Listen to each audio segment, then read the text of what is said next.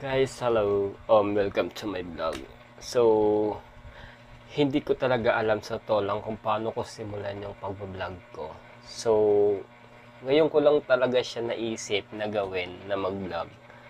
Kasi, sabi-sabi nila, may kita daw dito sa pagbablog. So, kung nalaman ko lang to ng maaga, edi sana nung in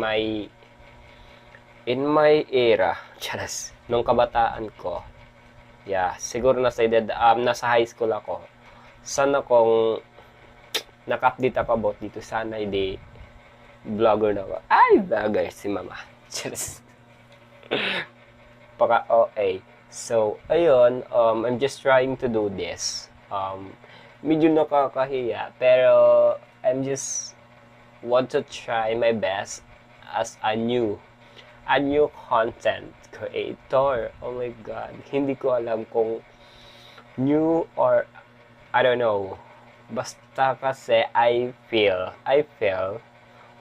everyone say especially to my to my basta yung mga nakakilala sa akin, doing this is like a crazy, yeah, parang baliw daw. I don't know what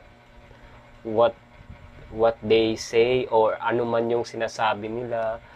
But my feeling is parang gusto kong mag-vlog pero hindi ko siya nagagawa. Ang hirap pala talagang gumawa ng mga content, especially kung bago ka pa lang dito sa vlogging na to or sa pagbablog. Wala ka talagang maiisip ng mga content. Dati, sa totoo lang, share ko lang sa inyo, parang I have full of content. Parang naisip ko na, ay ganito, gagawa ko ng mga videos, ay ganito, gagawa ko nito. Pero, suddenly after guys, pag gagawin mo na siya, parang nabablock na yung utak mo.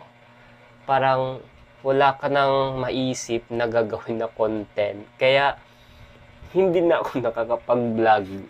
Yeah, hindi ko na siya nagagawa. Pero, para sa parang gusto ko siyang gawin na parang hindi.